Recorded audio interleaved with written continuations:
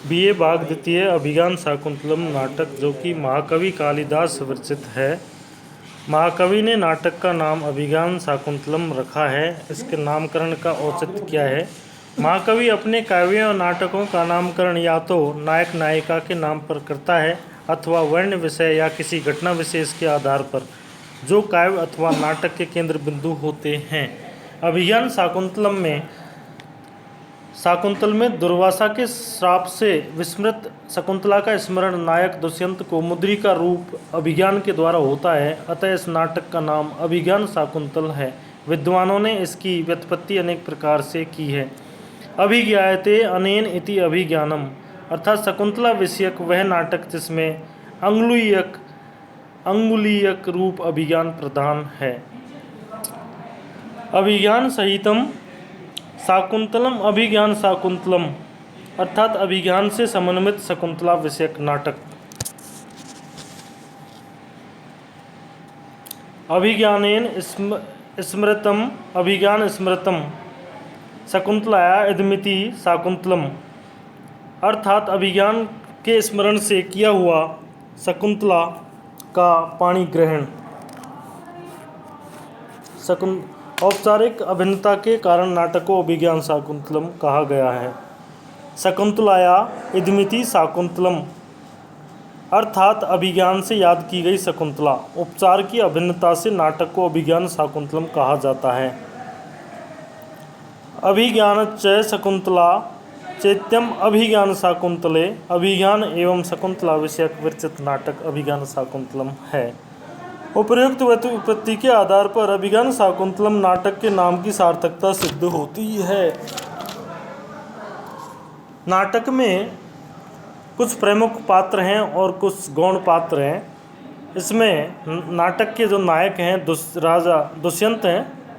पुरुवंशी दुष्यंत अभिज्ञान शाकुंतलम के धीरोदात्त नायक हैं। उनका व्यक्तित्व अत्यंत प्रभावशाली एवं आकर्षक है। क्षत्रिय राजा के अनुरूप दुष्यंत पराक्रमी एवं योद्धा है। वह शिकार भी खेलता है और दैत्यों के साथ युद्ध होने पर देवता या तो इंद्र के वज्र पर भरोसा करते हैं या दुष्यंत के अधिज धनुष पर। दुष्यंत के शौर्य एवं पराक्रम से प्रभावित होकर महर्षि मारीच भी दुष्यंत की भूरी भूरी प्रशंसा करते हैं। मातली द्वारा आक्रांत मांडव की पुकार सुनकर वह तुरंत ही धनुष पर बाण चढ़ाकर उसकी रक्षा के निमित्त दौड़ता है।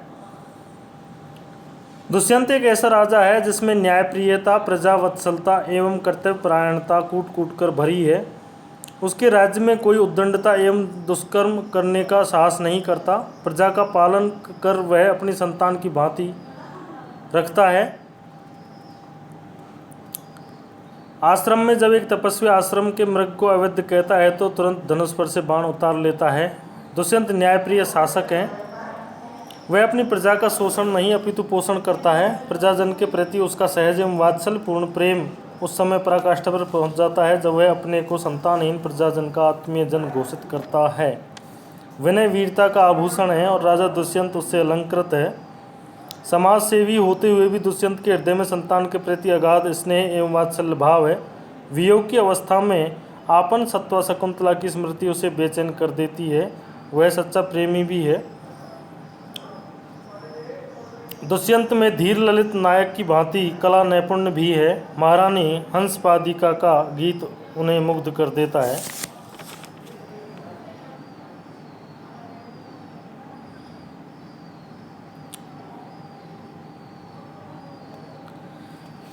इसकी नाटक की जो नायिका है वह शकुंतला है और शकुंतला नाट्यशास्त्रीय दृष्टि से वह मुग्धा नायिका की श्रेणी में आती है। तपोवन की वनदेवी के सदृश अनंत सुंदरी शकुंतला नैसर्गिक सुषमा की प्रतिमूर्ति है।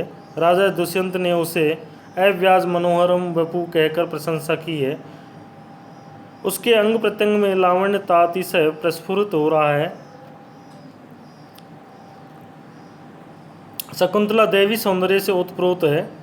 भला मानवीय सृष्टि में दैवी सौंदर्य के दर्शन कैसे हो सकते हैं? प्रभा से तरल ज्योति क्या पृथ्वी भी उद्भूत हो जाती है? उस शकुंतला के शारीरिक सौंदर्य को उसकी लज्जाशीलता, शालीनता और सरलता आदि आध्यात्मिक गुणों से महनीय बना देती हैं। राजा दुष्यंत के प्रभावपूर्ण सौंदर्य, मधुर आलाप और भ्रमर की रक्षा करने की उपकृति भावना के कारण वह उसकी ओर आकर्षित होती है। शकुंतला एक आदर्श पुत्री एवं सखी भी दिखलाई देती है। वह शकुंतला जैसी धर्मपुत्री के ही सामर्थ्य की बात है जो कर्ण जैसे वनवासी वीतरागी को भी तनया विश्लेष जनित दुख से भावविह्वल बना देती है। शकुंतला का जन्म तथा लालन पालन प्रकृति की गोद में होने कारण वह प्रकृति के साथ इस प्रकार घुल मिल गई है कि उसके व्यक्तित्व एवं जीवन का आकलन प्रकृति से पृथक करके नहीं किया जा सकता। मारीच ऋषि के आश्रम में हमें उसके मातृत्व की झलक मिलती है और प्रियम कण्व ऋषि के आश्रम में उसकी श्रेष्ठ सखी और पुत्री के रूप में परिलक्षित होती है। मारीच ऋषि के आश्रम में जहाँ उसके हृदय के समग्र प्रेम पुत्र के लिए उमड़ पड़ता है, इस प्रकार कालिदास ने शकुंतला को स्नेह, सौहार्द, लज्जा, नारीत्व, शालीनता और करुणा तथा मातृत्व की साक्षात प्रतिमा के रूप में अंकित करके विश्व साहित्य को एक पावन, समुज्ज्वल और अनुपम चरित्र रत्न प्रदान किया है। अनसुया एवं प्रियमवदा शकुंतला की सखी हैं जो कण्व के आश्रम में रहती हैं।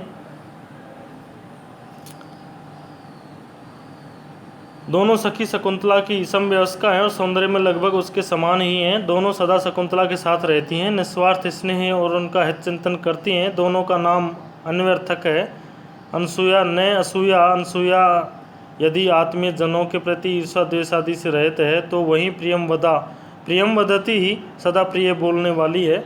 व्यवहारिक शिष्टाचार, विनयशीलता और मधुर भाषा दोनों में समान रूप से विद्यमान है। दोनों ही कर्मठ और उत्साहशील हैं। शकुंतला के वृक्ष सेचन आदि प्रत्येक क्रियाकलाप में उनका सोत्साह सहयोग करती है। शकुंतला के कामज्वर से ग्रस्त होने के पर वे कमलनाल, कमलपत्र, चंदन आदि से लेप कर संताप दूर करती हैं। दोनों ही प्रेम भाव रखती हैं। सांग्रव व शार्दत दो कण्व ऋषि के शिष्य हैं और प्रिय शिष्य हैं। दोनों कण्व शिष्यों का सर्वप्रथम दर्शन हमें नाटक के द्वितीय अंक में तब होता है जब दोनों दुष्यंत को आश्रम का समीपवर्ती जानकर उनके यज्ञ की रक्षा हेतु प्रार्थना करते हैं। दोनों ही तपस्वी हैं और गुरु की सेवा करते हैं तथा गुरु की आज्ञा मानते हैं। वाक्पटु एवं लौकिक व्यवहार का ज्ञाता जहाँ सांग्रव है, वहीं शार्दत अत्यंत निर्भय एवं स्पष्टवादी है। गुरुजनों का भी ध्यान नहीं रखता। इस शकुंतला की विदाई के समय विलम्ब होने लगता है तो शकुंतला शीघ्रता करने को कहता है। सांग्रव स्वभावतः क्रोधी एवं कठोर है, यथा नाम तथा गुण की उक्ति को चरितार्थ करता है। नाटक का विधान है कि एक इसमें विदूषक होता है और यहाँ अभिज्ञान शाकुंतलम में विदूषक मांडव्य है जो सर्वप्रथम व द्वितीय अंक में प्रकट होता है। वह अपने प्रथम दर्शन में ही अपनी कर्मण्यता, भीरुता और भोजन प्रियता का परिचय देता है। एतस्य रात्रावपि निकामं सहितव्यं नास्ति। विदूषक इतना पेटु एवं भोजन प्रिय है कि जब वह षष्ठ अंक में शकुंतला के वियोग में व्यथित राजा अपनी अंगूठी की उपालंब देता है तो उस गंभीर अवसर पर भी उसे भूख प्रताड़ित करती है। वह स्वभाव से अत्यंत भीरु एवं डरपोक है। शकुंतला के दर्शन हेतु वह तपोवन में प्रवेश करने से इनकार कर देता है। राजा के पूछने पर वह भीरु स्वभाववश उत्तर देता है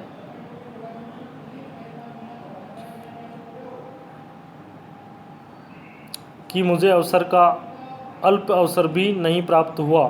विदूषक अपने प्रत्येक क्रियाकलाप एवं भाव भंगिमा से हास्य का वातावरण उपस्थित करता है। मांडव इसमें सफल रहा है। अभिज्ञान शाकुंतलम का एक महत्वपूर्ण पात्र है महर्षि कण्व। कण्व, दुर्वासा तथा मारीच ये तीन ऋषि पात्र हैं। इनमें महर्षि कण्व की भूमिका सर्वाधिक महनीय है। महर्षि कण्व आश्रम के कुलपति हैं। उनके आश्रम में अनेक शिष्य शिष्याएँ विद्याध्ययन में लीन हैं। कश्यप गोत्र में उत्पन्न होने के कारण उनका दूसरा नाम काश्यप है। वे तपोनिष्ठ नैष्ठिक ब्रह्मचारी हैं। भगवान काश्यप शाश्वत ब्रह्माणि स्थित है इति अपने तपोबल से वे भूत भविष्य तथा वर्तमान तीनों का ज्ञान कर लेते हैं। तपपूत मारीच भी उनके तप प्रभाव के प्रशंसक हैं। उन्होंने पहले ही जान लिया था कि शकुंतला पर निश्चित रूप से कोई विपत्ति आएगी। उसी दिन शांति हेतु वे सोमतीर्थ चले गए थे। आश्रम में लौटने पर उन्हें शकुंतला के गांधर्व विवाह का वृत्तांत तपोबल से ही प्राप्त हुआ था।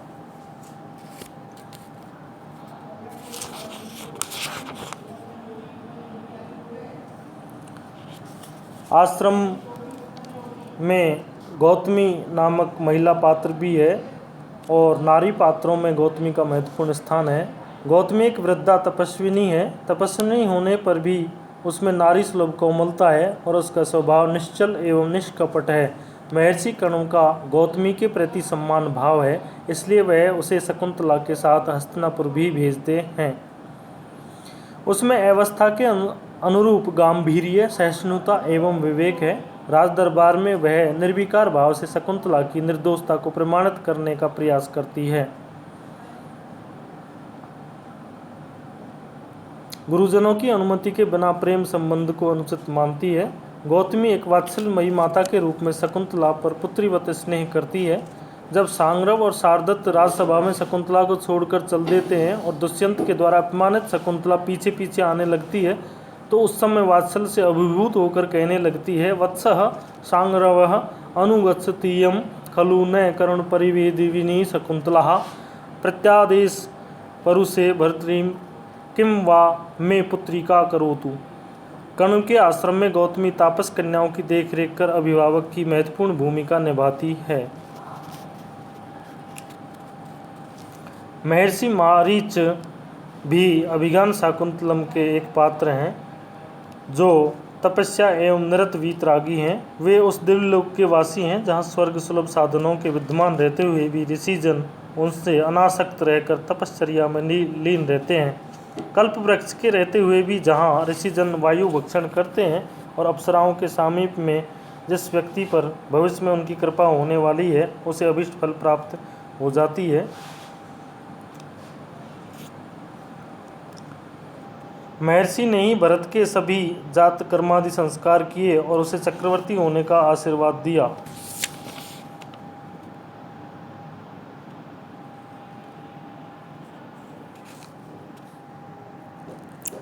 सभी को बहुत बहुत धन्यवाद।